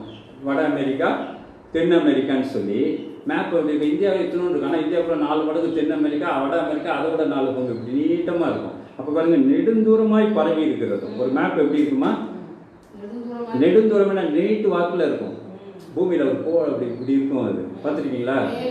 மேலே வட அமெரிக்கா கொஞ்சம் வரும், அதுக்கப்புறம் வால் மாதிரி தென் அமெரிக்கா பெருசாக வரும். முதல்ல மாதிரி இப்படி இருக்கும், பெருசாக இருக்கும். அதனால் எவ்வளோ அழகாக சொல்கிறாரு பாருங்க. சிறைக்கப்பட்டதுன்னா என்ன அர்த்தம்னா, அது ஒரு காலத்தில் ரெட் இண்டியன்ஸ் வாழ்கிற காடாக இருந்துச்சு. அது பின்னாடி இவங்க தான் போய் யூதர்கள் வேற சில ஆட்களை கொண்டு போனாங்க, அதுக்கு வேற ஹிஸ்ட்ரி இருக்குது, அது தெரியும், அதை பற்றி நம்ம பேச வேணாம். இப்போ என்ன ஆண்டவர் என்ன செஞ்சுருக்கான்னு பார்த்தா, நெடிதாய் இருக்கிறதும் நெடுந்தூரமாய் பூமியில் பரவி இருக்கிறதும். அமெரிக்கா தான் நீட்டம். அகண்ட தேசம் அப்படின்னாக்கா சைனா, ஆஸ்திரேலியா. அகண்ட தேசம்னா சதுரம் பெருசாக இருக்கும், வட்டமாக இப்படி இருக்கும். இது நெடிதாக இருக்கிறது. எவ்வளோ ஆண்டவர் ஞானமாக எப்போ எழுதுனது? அமெரிக்கா கண்டுபிடிக்கிறதுக்கு முன்னாடியே, எருசலேம் இதாகிறதுக்கு முன்னாடியே ஆண்டவர் எழுதி வச்சிருக்கிறார் இல்லையா? நெடுந்தூரமாய் பரவி இருக்கிறது. சிறைக்கப்பட்டதுன்னா அந்த காட்டுவாசிக்கு தான் இருந்தாங்க. அங்கே போய் காடெல்லாம் வெட்டி சிட்டியாக மாற்றினா சிறைக்கப்பட்டது. முடி வெட்டுற மாதிரி எல்லாத்தையும் வெட்டி தள்ளி இன்னைக்கு சிட்டியை உருவாக்கி இருக்கிறாங்க. அடுத்தது 2வது பாயிண்டா, சிறைக்கப்பட்டதும் இதுவரைக்கும் கெடியாக இருக்கிறதும். எப்படின்னா இது கண்டுபிடிக்கிற வரைக்கும் அது என்ன இருந்துச்சு? ஆனால் உள்ளே போனால் இவன் விஷம் மடிச்சு கொண்டுவான். யார்? ரெட் இண்டியன்ஸ் உள்ளே போய் வாழ முடியாது, கெடிதாக இருந்துச்சு அந்த நாளில். இப்போ அப்படி கிடையாது. சிறைக்கப்பட்டோன்னா அவங்களையும் எல்லாத்தையும் அழிச்சிட்டாங்க. அளவிடப்பட்டதுன்னா ரொம்ப முக்கியமான ஒரு அது. அந்த காலத்தில் இதெல்லாம் நடக்கிறதுக்கு முன்னாடி ஆண்டவர் எழுதி வச்சிருக்காரு, ஆயிரக்கணக்கான வருஷம் முன்னாடி. அளவிடப்பட்டது அப்படின்னா என்ன அர்த்தம்னா, நம்ம தமிழ்நாட்டோட சதுர கிலோமீட்டர் பார்த்தீங்கன்னா பல லட்சம் சதுர கிலோமீட்டர்னு வரும். 20 லட்சம் வச்சுக்கோங்க. ஆந்திரா 25,000 இருக்கும். கேரளா 18 லட்சம் சதுர கிலோமீட்டராக இருக்கும், 18,000 கிலோமீட்டர் மாதிரி இருக்கும். அப்போ மத்திய பிரதேசம் பார்த்தீங்கன்னா பெருசாக இருக்கும். யூபி, உத்தரப்பிரதேச 40,000 சதுர கிலோமீட்டர். இது 22ன்னா அது 40,000. அப்போ வேறு வேறு ஸ்டேட்டாக இருந்தாலும் எல்லாத்துலேயும் அளவு எப்படி இருக்குது? ஒன்று 40,000, ஒன்று 22,000, ஒன்று 18,000. இப்போ வேறு வேறு இருக்குது. எல்லா ஊர்லேயும் அப்படி தான், சிலோன்லேயும் அப்படி தான், ஆஸ்திரேலியா எல்லா நாட்டிலையும் அப்படி தான். அமெரிக்காவில் மாற்றணும். புதுசாக போனனால என்ன பண்ணாங்கன்னா, கரெக்டாக 24,000 ஸ்கொயர் கிலோமீட்டர் தான் ஒரு ஸ்டேட்டு. டெக்சாஸ் மாநிலம், எல்லா மாநிலமும் என்னது ஒரே அளவு தான். இந்த மாநிலம் எத்தனை சதுர கிலோமீட்டரோ அதுதான் அடுத்த எல்லா மாநிலம் அளவு. அத்தனை மாநிலமும் எல்லாமே ஏன்னா அளவு போட்டு கரெக்டாக கல் நட்டு கரெக்டாக இப்போ எப்படி பிளாட்டு போடுறாங்க. கிராமத்துலாம் பார்த்தீங்கன்னா ஒரு பிளாட் பெருசு சின்னதாக இருக்கும். புது சிட்டி எப்படி இருக்கும்? ஏன்னா இது புதுசாக உருவான சிட்டி. அதனால் என்ன பண்ணுறாங்க, இது ஆனால் இது உருவாகிறதுக்கு முன்னாடி ஆண்டவர் எழுதி வச்சிருக்கிறாரு. அந்த எங்கே கொண்டு போய் அந்த கொடியெல்லாம் போட்டு வைப்பேன் அப்படின்னா, பின்னாடி மலையில் கொடி ஏற்றினோன்னா எல்லாரும் அங்கே ஒடையாந்துருவாங்க அங்கேருந்து. இதோட வருமானம்லாம் அங்கே காணிக்க போவோம் ஆலயம் கட்ட. அல்லேலூயா. எவ்வளோ அழகாக எழுதி வச்சிருக்கு. இதெல்லாம் இது எதுக்கு இதெல்லாம் இருக்குன்னு நமக்கு பைபிளில் பல பகுதிகள் தெரியும். இன்னும் இருக்குது, நிறையா இருக்குது, ரகசியங்கள் நிறையா இருக்குது. ஆனால் அந்த கடைசி நாளோட செய்தியை பார்க்க போனால் முக்கியமான தேவ ஜனங்கள் என்ன நாம் ஆராதிக்கிற தேவன் இன்னார் என்று சொல்லி நாம் அறிந்து ஆராதிக்கிறோம். இன்னும் உண்மை அறியணுமே, இன்னும் கிட்டி சேரணுமே. அப்போ இஸ்ரவேலை பற்றியே நமக்கு முழுசாக தெரியல அப்படின்னா பழைய ஏற்பாடு நமக்கு எதுக்கு கையில்? இதெல்லாம் தேவையில்லை அப்படின்னா இதெல்லாம் தெரிஞ்சிக்காமே இருக்கிறோம். இப்போ தெரியல. அப்போ உலகத்தே கனிகளால் நிரப்புனா அப்போ ஆண்டவர் எவ்வளோ உண்மை உள்ளவராக இருக்கா. நீங்கள் விசுவசிங்கனால கேள்வினால விசுவாசம் வரும். கேள்வி தேவனுடைய வசனத்தினால வரும். இப்போ கண்டுபிடிக்கிறது போல, கொள்ளையை கண்டுபிடிக்கிறது போல இதெல்லாம் நான் கண்டுபிடிச்சுன்னா நம்ம வச்சிருக்கிறோம். அல்லேலூயா. அதான் ராஜாக்களுக்கு மேன்மை. மறைப்பது தேவனுக்கு மகிமை. கண்டுபிடிப்பது, காரியத்தை மறைப்பது தேவனுக்கு மகிமை. கண்டுபிடிப்பது ராஜாக்களுக்கு மேன்மை. அதனால சொல்ல ஞானிகளுக்கும் ராஜாக்களுக்கும் மறைத்து உங்களுக்கு கொடுத்துருக்கிறார், பாலகருக்கு கொடுத்துருக்கிறார். அல்லேலூயா. ஆமாம், அப்படி தானே. அப்போ நாம் எல்லாமே இப்போ அப்படி தானே. நம்ம ஒன்றும் பெரிய அமெரிக்க சயின்டிஸ்ட்டோ பெரிய பாஸ்டர் பெரிய இதில் படித்தவங்களோ கிடையாது. நம்ம ஆனால் பாலகராக நமக்கு கர்த்தர் என்ன பண்ணுறாரு, இதெல்லாம் வெளிப்படுத்தி இருக்கிறார். நீ நெடிதும் கெடிதும் சிறைக்கப்பட்டதுன்னா வெட்டப்பட்டதுன்னா அவ்வளோ காடை அழிச்சு தான் என்னாச்சு அமெரிக்கா உருவாச்சு. அளவிடப்பட்டதும் கரெக்டாக 12,000 இது போட்டு அளவு போட்டு அது அளவில் டேப்பு பிடிச்ச ஒரு ஆள் தான் யாருன்னு கேட்டிங்கன்னா, டேப் பிடிச்சது அந்த காலத்தில் அளந்தாங்க. யார் அளந்தாங்கன்னா அப்புறம் அப்படிங்கன்னா அதில் மெஷரர் இவராக இருந்திருக்கிறார், சர்வேராக இருந்திருக்கிறார். பின்னாடி அவர் தான் மிலிட்ரி சர்வேராக இருந்தவர் தான் பின்னாடி தான் ஆனார், பிரசிடெண்ட்டாக மாறினார். அவரும் ஒரு ஆண்டவரை விசுவசிக்கிற ஒரு மனுஷன். அல்லேலூயா. மிதிக்கப்பட்டதுன்னா என்ன அர்த்தம்னா, அளந்தே மிதிச்சுன்னு அளந்தாங்க. நடந்து அதை ஆக்குப்பை பண்ணாங்க. கொஞ்சம் காடை வெட்டினாங்க, மிதிச்சு ஜனங்க அந்த நகரத்தை உருவாக்குனாங்க. அளந்து போட்டாங்க. அளவிடப்பட்டதும் மிதிக்கப்பட்டதும் கெடிதாக இருக்கிறதும் நீண்டமாக இருக்கிறதும் சிறைக்கப்பட்டதும் எவ்வளோ வசனம் இருக்கு பாருங்க, உறுதிப்படுத்த. இன்னொன்று, நதிகள் பாலாக்குகிறதும். 2 நதி இருக்காங்க பாலாக்குற நதி. என்ன நதி? அமேசானும் மிட்சுபிஷி. கிரேட் அமேசான், மைட்டி மிட்சுபிஷின்னு பேர். மைட்டினா வல்லமையான ஆறு. ஒரு நாளைக்கு அப்படியே கொல்லப்பட்டி பக்கமாக ஓடும். இன்னும் அடுத்த சீசன் மழை மேலே போச்சுன்னா அப்படியே ஆர்பரி கேட்டுவெல்லாம் தாண்டி அந்த பக்கம் அம்பிகாபுரத்து பக்கம் ஓடும். அங்கே யாருமே சதுப்பு நிலங்கள் அதிகம், அதனால தான் அங்கே அனகொண்டா பாம்பெல்லாம் அதிகம். அங்கே குடியிருக்க சில பகுதிகள் ஏரியாவே பாலாக கிடக்கும். அமெரிக்காவில் ஜனத்தொகை நம்ம தான் 130 கோடி, நம்மளை விட பல மடங்கு பெரிய நகரம். ஆனால் கொஞ்சம் பேர் தான் குடியிருக்காங்க, 13 கோடி பேர் தான் அதில் இருக்கிறாங்க. நம்ம 130 கோடி. அப்போ ஆறுகள் பாலாக்குகிற தேசம்னா தண்ணி ஓடி குடியிருக்க முடியாது, விவசாயம் பண்ண முடியாது. அப்போ அது மாதிரி இன்னும் ஒரு வேறு சில ஆறுகள் சில ஊர்களில் இருக்குது. காட்டு நதிகள் வந்து கண்ணம்னு ஒரு நதி இன்னும் ஒன்று இருக்குது. ஆனால் அது ஒரு நதி தான் இருக்குது. ஒரு நாட்டில் சில நாடுகளில் 2 நாட்டில் இருக்குது, 2 நதி தான் இருக்குது. அது பேர்லாம் ரொம்ப பார்க்க வேணாம், ரொம்ப நேரம் ஆயிடும். அது விவரம்லாம் சொன்னோம்னா இப்போ 2 நதி இருக்குது. இங்கே என்ன இருக்குன்னா 2 நதியும் ஒரே நாட்டுக்குள்ளே இருக்குது. நதிகள் பாருங்க, எவ்வளோ வசனம், எவ்வளோ மறைப்பொருளை கண்டுபிடிக்கிறதே கஷ்டம். அதெல்லாம் நதிகள் பாலாக்குகிறது அப்படின்னா 2 நதி. எது? மைட்டி மிட்சுபிஷி, கிரேட் அமேசான், ரெண்டுமே எங்கே இருக்குது? ஆனால் தான் அமேசான் நம்ம பேர். அது வெளியே கிளை நதிகள் வழியாக கோதுமையெல்லாம் விளையுது. இருந்தாலும் அந்த பகுதியில் திடீர்னு ஓடினா இங்கே யார் குடியிருக்க முடியும், எங்கே வயல் வைக்க முடியும்? நாளைக்கு பார்த்தீங்கன்னா வயல் இருக்காது, அவ்வளோ தண்ணி ஓடிடும். நதிகள் பாலாக்குகிறதும் நதிகள் பாலாக்கிறது மாதிரி ஜாதியானது சேனைகளின் கர்த்தர் நாமம் தக்கும் ஸ்தலமாகிய சியோன் மலையில் சேனைகளின் கர்த்தர்னா இப்போ இஸ்ரேலுக்கு கர்த்தருக்கு காணிக்கையாக கொண்டு வரப்படும். அல்லேலூயா. அவங்களாம் ஒரு நாளைக்கு எங்கே வருவாங்கன்னா இது 3வது வசனத்தில் இருக்குது. பூச்சக்கரத்துக்கு ஜனங்கள்லாம் கவனிங்க. கடைசி நாளில் ஒரு எக்கால ஊதப்போனா எல்லாம் இதுக்கு கால்ஃபார் பண்ணுவாங்க. சொன்ன சொட்டு நீர் பாசனம் வாங்கி எல்லாம் இடத்த வாங்கன்னு சொல்லி அமெரிக்காவில் ஓடி போய் இப்போ அங்கே வளர்ந்துட்டாங்க. அங்கே இடமே பத்தல. இப்போ சண்டை போட்டு இடத்த விஸ்தரணம் பண்ணி இங்கேருந்து போயிட்டே இருக்கிறாங்க அமெரிக்காவில் இருக்கவங்க. அப்போ என்ன ஆகுதுன்னா இந்த ஆசீர்வாதம் போனோன்னா அமெரிக்கா லைட்டாக என்ன ஆகிட்டு இருக்குது, இங்கேருந்து போயிட்டு இருக்காங்கல்ல. இது ஆண்டோட சித்தம். எவ்வளோ நாளைக்கு இதை வச்சு ஓட்ட முடியும்? இவர் சிரசின் மேல் ஆசீர்வாதம், உலக ஆசீர்வாதம். அப்போ உலக முடிவில் அப்போ ஆண்டவரை சார்ந்து இருக்கணும்னா ஒரு பயங்கரத்தை அனுப்பணும் ஆண்டவர். இல்லாட்டி ஜனங்க திரும்பியே பார்க்க மாட்டாங்க, இல்லாட்டி இந்த வசனத்தெல்லாம் கவனிக்க விட மாட்டாங்க. அப்போ உலகத்தில் என்ன நடக்குது அப்படின்னு சொல்லி தெரியல. அப்போ ஆண்டவர் எவ்வளோ உண்மை உள்ளவர். இஸ்ரவேலுக்கு உண்மை உள்ளவராக இருந்தால் தானே இது சொல்கிறார், யூதா விட்டு செங்கோல் நீங்காதுன்னு சொல்கிறார். ஆனால் நீங்குச்சு இல்லை. ஒரு நாள் என்ன நீங்குச்சு? இந்த ராஜா பாபிலோனுக்கு அடிமையாக கொண்டு போகப்பட்டாலும் சிதைக்கியா. ஆனால் அதுக்கப்புறம் எங்கே போச்சுன்னா அவங்க பிள்ளைங்களை கூட்டிகிட்டு இறமையை கூட்டிகிட்டு போனான்னு மட்டும் இருக்குது. போய் எங்கே போய் கல்யாணம் பண்ணி வச்சாரு சில ரெக்கார்டுகள் இருக்குன்னா அவங்க எங்கே போயிருந்தா யூத வம்சம் இருந்த இதில் ஒன்று, ஃப்ரான்ஸில் ஒன்று, இங்கிலாண்டில் ஒன்று கல்யாணம் பண்ணி கொடுத்து இன்ன வரைக்கும் அந்த ராஜ்யங்களோட வம்சாவளிகள் அவங்களுடைய ஜீன்கள் தான் இன்றைக்கி உலகத்தை ஆண்டிட்டு இருக்கு. இன்றைக்கி அந்த ராணி கையில் மட்டும்தான் செங்கோல் இருக்குது. இல்லையா? அவங்ககிட்ட இருக்காங்க செங்கோல். அப்போ யூதா விட்டு செங்கோல் நீங்காதுன்னா 2000 வருஷமாக இல்லைன்னா ஆண்டவர் சொன்னது பொய்யா இல்லையா? பொய் தானே. புரியலன்னா பொய் தானேன்றேன். புரியாதவங்களுக்கு அது பொய் தானே. ஏதோ ஆண்டவர் சொல்லிட்டாருன்னு குத்துமதிப்பாக விசுவசிக்கிறீங்க, அப்படி தானே? யூதா விட்டு செங்கோல் நீங்காது. இன்றைக்கி இங்கிலாண்டில் இது வரைக்கும் அந்த ராஜ்யத்தை ஒன்றுமில்ல உலகத்தை முழுசும் ஆட்சி செய்தாங்க. ஏன்னா அவங்க இயேசு கிறிஸ்துவும் ஏற்றுக்கொண்டாங்க. வலை ஏற்பாட்டுப்படி அவங்களோட வம்சாவளி அங்கே வந்து இருக்கிறாங்க. அதனால இங்கிலாண்டில் ஃப்ரான்ஸு இதெல்லாம் வந்து இன்னும் யாராலும் ஒன்றும் செய்ய முடியாமல் இருக்குது. ஆனாலும் கடைசி நாளில் என்ன நடக்குது? பாவம் செய்கிறவங்க அதிகமாக ஆசீர்வாதம் வந்தோடனே அதிகமாக பாவம் செய்கிறாங்க. அவங்களுக்கு சிரசின் மேலே நமக்கு நித்திய பர்வதம், நமக்கு பரிசுத்தம். அல்லேலூயா. அவங்களுக்கு ஆசீர்வாதம், நமக்கு அபிஷேகம். அப்போ 2 பேர் அப்போயே யாக்கோபு சொல்கிறார். என்ன வசனம் எல்லாம் ஞாபகம் வச்சுங்க. 49:26 இதுக்குள்ளே போனோம்னா அமெரிக்கா பற்றி வரும், யோசேப்பை பற்றி வரும். யோசேப்பை பற்றி ஒரே ஒரு காரியம் சொல்கிறேன். 49:26 அப்புறம் 22லேருந்து 26 வரைக்கும் வச்சுங்க. 22லேருந்து 26 நான் எழுதி வச்சிருக்கேன், அப்புறம் முடிச்சுக்கலாம். சரி, அடுத்தது ஆதியாகமம் 41வது வசனம். இதை மட்டும் முடிச்சிடும். அதோட இந்த பஞ்ச காலத்தை பற்றி சில காரியங்கள் இருக்குது. 41 அது வந்து 49ல் 22லேருந்து 26 வரைக்கும். 26 ரொம்ப முக்கியமான வசனம். ரொம்ப அது மையமாக வச்சு தான் நம்ம இந்த உலகத்தோட காரியங்களை பார்க்க முடியும். ஆதியாகமம் 49ல் 22லேருந்து 26 வரைக்கும். ஆதியாகமம் 49, 22, 26 யோசேப்பை பற்றி, உலகத்தை பற்றி, அமெரிக்காவை பற்றி இன்னும் படித்து பார்த்தீங்கன்னா அவன் நியாயப்பிரமாணிக்கன் அவன் பாதங்களை விட்டு நீங்குவதில்லைன்னு வரும். நியாயப்பிரமாணிக்கன் யார்? இப்போ யோசேப்பை பார்த்தோம், யூதாவை பார்த்தோம். யூதா அந்த செங்கோல் நீங்காது. நீங்கள் இன்னும் படித்து பாருங்கள். 49, 48 படித்து பாருங்கள். யூதாவை விட்டு செங்கோல் நீங்காததுக்கு நியாயப்பிரமாணிக்கன் அவன் பாதங்களை விட்டு நீங்குவதில்லை. நியாயப்பிரமாணிக்கன்னா யார்? நியாயப்பிரமாணிக்கன்னா தான்னா ஜட்ஜ், நியாயாதிபதினு அர்த்தம்.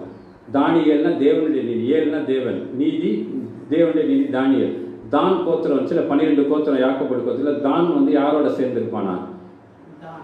யூதாவோட சேர்ந்திருப்பானா. நியாயப்பிரமாணிக்கன் பாதங்களை விட்டு நீங்குவதில்லை. இப்படியாக அந்த அவங்களோட ஆசீர்வாதங்கள்லாம் படித்து பார்த்தீங்கன்னாலே ரொம்ப அதை பற்றி நிறைய விளக்கங்கள் இருக்குது. இன்றைக்கி அவ்வளோதான் பார்க்க முடியும். நம்ம தான் வந்து யூதாவோட சேர்ந்து இருக்கு. அவன் நியாயப்பிரமாணிக்கன் அவன் பாதங்களை விட்டு நீங்குவதில்லை. எத்தனை வசனம்? 49ல் படிங்க. பின்னாடி முழுசாக படிங்க. 49 எல்லாரும் படிங்க. அடுத்தது வந்து ஆதியாகமம் 41 29 வாசிங்க. 2 வசனம் முடிச்சிடும். 29 எகிப்து தேசம் எங்கும் 49:10 10 வாசிங்க. சமாதான கர்த்தர் வருமளவும் செங்கோல் யூதாவை விட்டு நீங்குவதும் இல்லை. அப்போ 10 போட்டுங்க. நியாய பிரமாணிக்கன் அவன் பாதங்களை விட்டு ஒழிவதும் இல்லை. 10 அவரிடத்தில் சேருவார்கள். ஆமென். ஹல்லேலூயா. சமாதான கர்த்தர் வருமளவும் அப்படின்னா 2ஆம் வருகை வருமளவும் செங்கோல் யூதா விட்டு நீங்குவதில்லை, நியாய பிரமாணிக்கன் அவன் பாதங்களை விட்டு ஒழிந்து போவதில்லை, ஜனங்கள் அவரிடத்தில் சேருவார்கள். ஹல்லேலூயா. என்ன பண்ண 49:10 49:10 14 தான் இஸ்ரேல் கோத்திரங்களில் ஒரு கோத்திரமாகி தன் ஜனத்தை நியாயம் விசாரித்தான். விசாரிப்பான். இப்போ உலகம் முழுசும் பாருங்க, இப்போ யாருக்கு அமெரிக்கா தானே யாராவது கண்டிக்கிறான், இங்கிலாந்து கண்டிக்குது இல்லை, இப்படி செய்யக்கூடாதுன்னு யார் சொல்றா? உலகத்தை நியாயம் விசாரிப்பான். தான் நியாயபீடம் பேர் பிறக்கிறப்பே பேர் அவனுடைய ஆசீர்வாதங்கள்லாம் இருக்கு இல்லையா? அதெல்லாம் தான் இஸ்ரவேலை 16 10 16 49 10 16 22 அப்புறம் 26 3 செட் இருக்கு.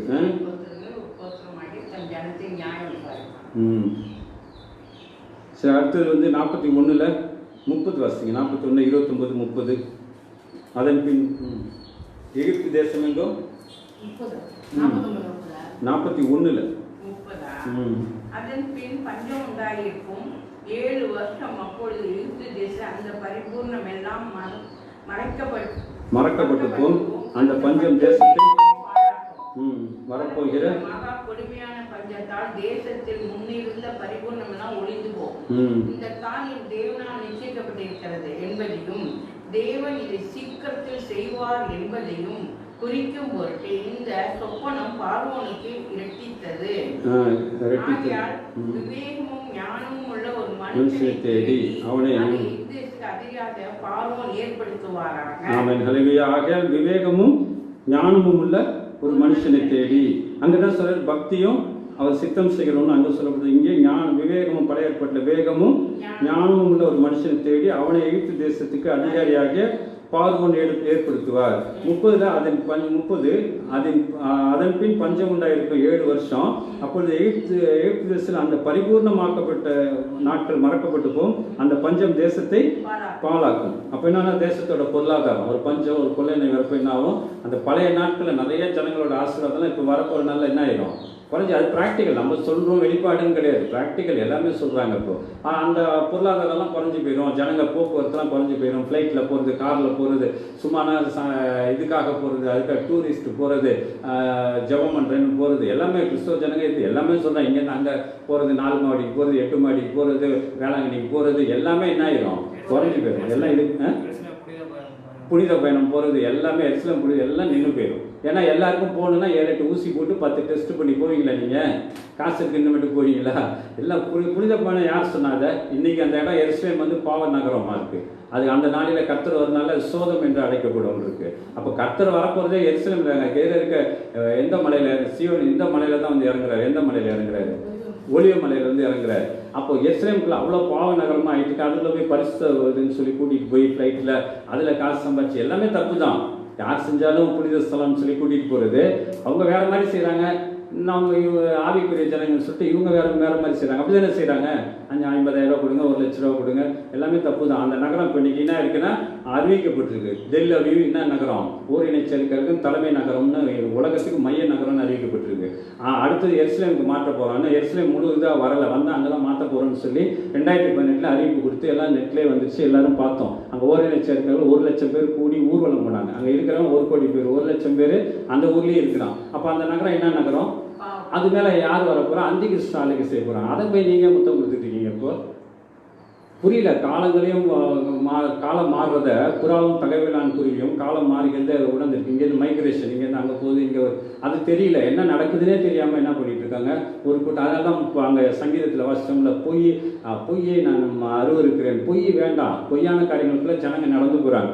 ஏன்னு கேட்டால் காரணம் வழி நடத்துகிறவங்க தவறாக வழி நடத்துகிறாங்க. ஏன்னா அவங்களுக்கு இந்த சத்தியம்லாம் என்ன ஆகலை, தெரியல. ஏதோ படிச்சுட்டு சில காரியங்களை சொல்கிறாங்க, பக்தி இருக்குது, ஆனால் என்ன இல்லை, சித்தம் இல்லை. அப்போ எகிப்தில் அந்த பஞ்சத்திலேருந்து காப்பாற்றணும் ஞானமும் விவேகம் உள்ள ஒரு மனுஷனை தேடி அவனோட ஜெபத்தை தான். இந்த பக்கம் பக்தியும் அவருடைய சித்தம் செய்கிற மனுஷனுக்கு தான் ஆண்டவர் தேடுறாரு. இந்த பக்கம் ஞானமும் விவேகம் உள்ள மனுஷன். யார் அந்த ஞானம் விவேகம் உள்ள மனுஷன்? யோசேப்பு உலகத்தை கனிகளாக நிரப்புறான். அல்லேலூயா. இன்னும் இவ்வளோ நாள் மருந்து கண்டுபிடிச்சதும் வந்தான். இன்னும் யார்? அமெரிக்கா தான். எல்லாம் இங்கிலாந்து ஃப்ளைட்டு ஃப்ரான்ஸில் போய் தான் வாங்கணும். இன்றைக்கும் இந்தியா எல்லா நாடுகளும் இந்த 3 நாடுகளில் தான் எல்லாமே இருக்குது. அல்லேலூயா. ஏன்னு கேட்டால் ஆண்டவருடைய ஆசீர்வாதம். எங்கே? 49:26 என்னுடைய ஆண்டவர் பெரியவர். இதை உலகத்துக்கு சொன்னாலும் உலகத்துக்கு புரியும். எல்லாரும் அவன் இப்படி வளர்ந்துட்டான், இவன் இப்படி வந்துட்டான் அப்படின்னு நினைக்கிறாங்க. அவன் கொள்ளை அடிக்கிறான் அப்படின்னு சொல்லிட்டு. அமெரிக்கா எல்லாரும் கொள்ளை அடிச்சுட்டு தான் இருக்கான். ஆமாம், அவன் அடிச்சுட்டு தான், அவன் சொல்லியே தான் அடிப்பான். ஏன்னா அவனோட ஆசீர்வாதம் அப்படி இழந்து போகிறான். ஆனால் அவன் பிடிச்சிருக்கிற ஆண்டவரும் ஆண்டவருடைய திட்டங்களும் அந்த தேசத்தில் இருக்குது. இஸ்ரவேலுக்கு இந்த ஆசீர்வாதம்லாம் எங்கே கொண்டு போகப்படுமா? 18 ஒன்றா வாசித்தான். 7 இவனோட ஆசீர்வாதம்லாம் இஸ்ரவேலுக்கு காணிக்க கொண்டு போகப்படுமா? 18 3 நாள் சொல்லி எக்காலம் ஊதி மலை மேலே கொடி நட்டவனே என்ன ஆயிடுச்சு? எல்லாம் கிளம்புங்க, மலை மேலே இஸ்ரேலில் கொடி ஏற்றியாச்சு, போட்டு இது கட்டியாச்சு, பாராளுமன்றம். அப்போ என்ன ஆகணும்? எல்லாம் அங்கே போயிடணும். என்ன அடையாளம் வச்சுட்டான்? மேலே 7 பொன்குத்து விளக்க வச்சுட்டான். அடையாளம் வச்சாச்சு. எல்லாம் எங்கே போங்க? அங்கே போங்க. எங்கே நெடிதும் கொடிதுமோ கெடிதுமான நீண்டதும் சிறைக்கப்பட்டதும் இல்லை மிதிக்கப்பட்டதும் அளவிடப்பட்டதும் ஆறுகள் பாழாக்கிறதுமான இவ்வளோ அடையாளம் தவிர வேறு என்ன வேணும்? அமெரிக்கா தவிர எந்த நாட்டுக்கு இந்த இது இருக்குது? இந்த தவிர என்ன பண்ண முடியாது? எந்த பொருத்தில் போட்டால் கூட ஜெயிக்காது. அல்லேலூயா. அப்போ ஆண்டவர் தான் எல்லாத்தையும் அந்த தேசத்தில் தான் இந்த பொடியாகி யாரை கொண்டு வச்சிருக்கிறாரு? யோசேப்பை கொண்டு வச்சிருக்கிறாரு. இன்னும் ஒரே வசனத்தோடு முடிச்சிடும். 41-49 41-49 இதோடு முடிக்க போகிறோம். 41-55 பக்கம். இப்படி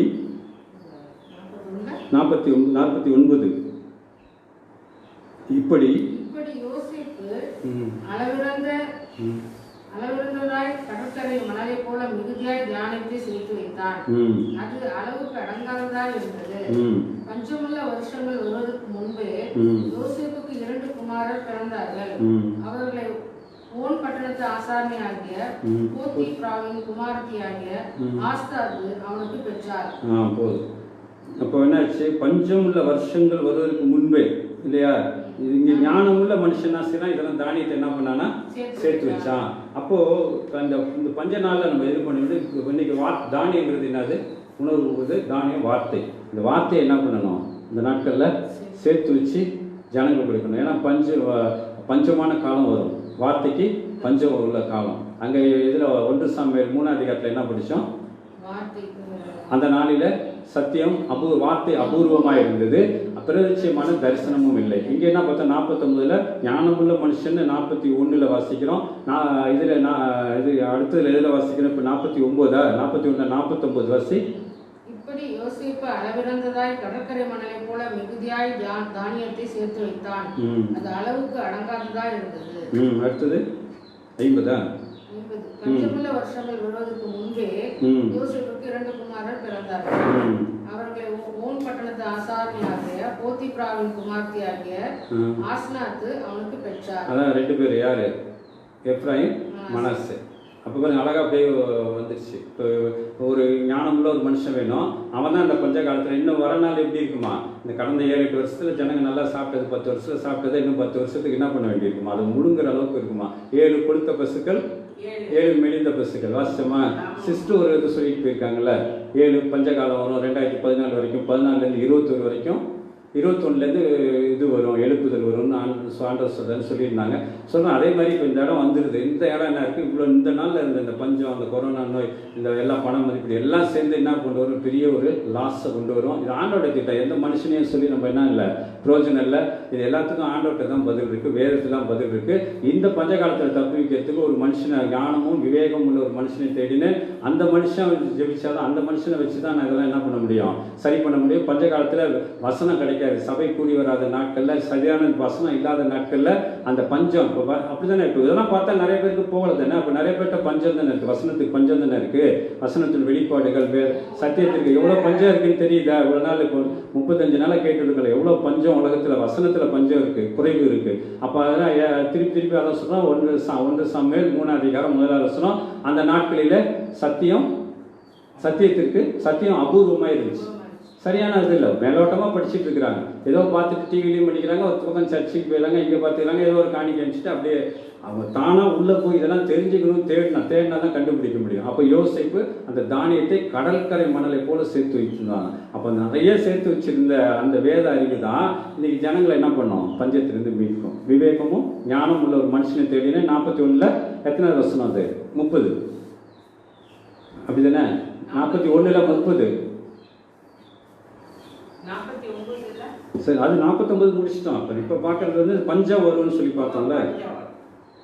அது எப்படி இருக்குன்னா கடந்த நாள் உள்ள எல்லா வருமானத்தையும் எல்லாத்தையும் காலி பண்ணிடும். 41 ஞானமுள்ள ஒரு மனுஷனை தேடி அவனை எகிப்து தேசத்துக்கு அதிகாரியாக பார்வோன் ஏற்படுத்துவாராக. என்ன 30 அதன் பின் பஞ்சம் உண்டாயிருக்கும், 7 வருஷம் வரும். அப்பொழுது எகிப்து தேசத்தின் அந்த பரிபூர்ணம் எல்லாம் மறக்கப்பட்டு போகும். அந்த பஞ்சம் தேசத்தை பாழாக்கும். அப்போ நம்ம சம்பாதிச்ச காசெல்லாம் இன்றைக்கி நிறைய கம்பெனி லிஸ்ட்டு சொல்கிறான், எல்லாம் நோட்டீஸ் கொடுத்துக்கிட்டே இருக்காங்க. லாஸ் பெரிய பெரிய கம்பெனிங்கெல்லாம், அம்பானியை தவிர எல்லாம் லாஸ். அவருக்கு மட்டும்தான் திடீர்னு வசதி வந்திருக்கு, அது வேறு விஷயம். அது கடைசி நாள் அப்படி தான் போகும். அக்கிரம செயலாம் அமெரிக்கா பண்ணுறோம், அமெரிக்காவும் நம்ம கிறிஸ்தவங்களோ இந்துக்களையோ முஸ்லீமோ நம்ம சொல்ல முடியாது. ஆண்டோட சித்தம் நிறைவேறிட்டு இருக்குது. ஹல்லேலூயா. புரியுதா? அது இப்போ பஞ்சம் வரப்போ விவேகமும் ஞானமும் ஒரு மனுஷன் இந்த பக்கம் தானியத்தை எப்படி சேர்த்து வச்சானா, பெரிய கடல் மணலை போல 7 வருஷம் வரப்போது வெளிப்பாடு சொன்னது மாத்திரம் கிடையாது, இதை சேர்த்து வச்சாங்க. அப்போது முந்த இதை தேடுறப்போ ஜனங்களுக்கு சாப்பாடும் கிடைக்கும். எது? வேதத்தை தேடுறப்போ. அப்போ ஞானமும் வேகமும் இருக்கிறவங்க தான் அந்த பஞ்ச காலத்தில் இதெல்லாம் சேர்த்து வச்சிருக்கு. இந்த வசனங்கள்லாம் இன்றைக்கி தானே வெளிப்படுது. இதெல்லாம் ஏற்கனவே சேர்த்து வச்ச வசனங்கள், கடந்த 7 வருஷமாக சேர்த்து வச்ச வசனங்கள் வர 7 வருஷத்துக்கு என்ன ஆகும்? பிரயோஜனப்படும். ஹல்லேலூயா. கர்த்தர் அது மூலியமா விவேகமும் ஞானமும், ஒரு பக்கம் பக்தியும், இயேசு கிறிஸ்து கிட்ட என்ன சொல்றாங்க, கூடாங்க என்ன சொல்றான், பிளைண்டு தேவபக்தி, ஒரு தேவபக்தி உள்ளவனாக இருந்து அவருடைய சித்தம் செய்வானே. ஆனால் தேவன் அவன் ஜெபத்தை கேட்கிறாரே, பாவிகள் ஜெபத்தை கேட்பதில்லை.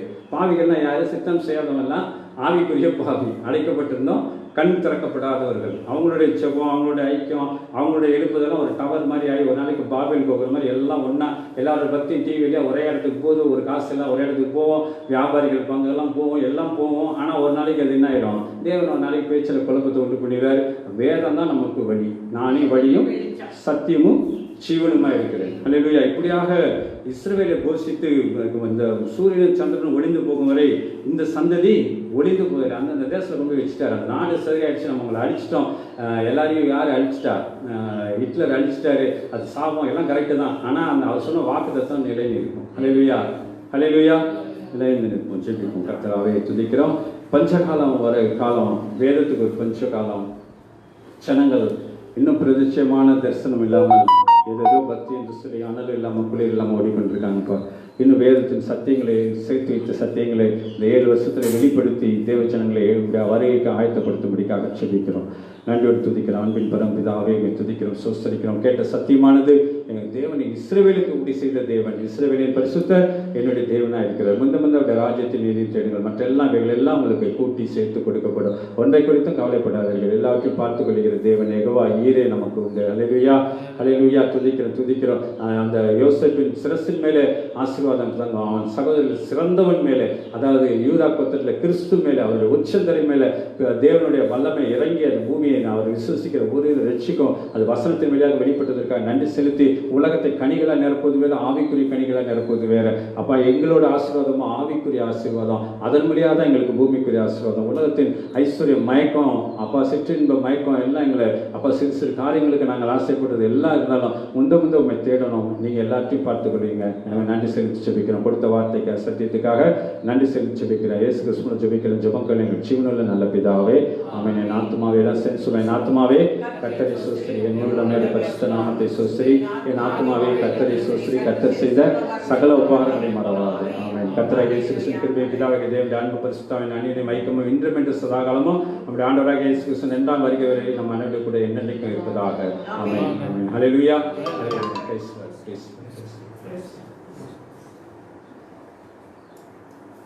நித்திய பருவங்கள் மட்டும் எட்டுகிற அப்படின்ற செய்தி. இன்னொன்று வந்து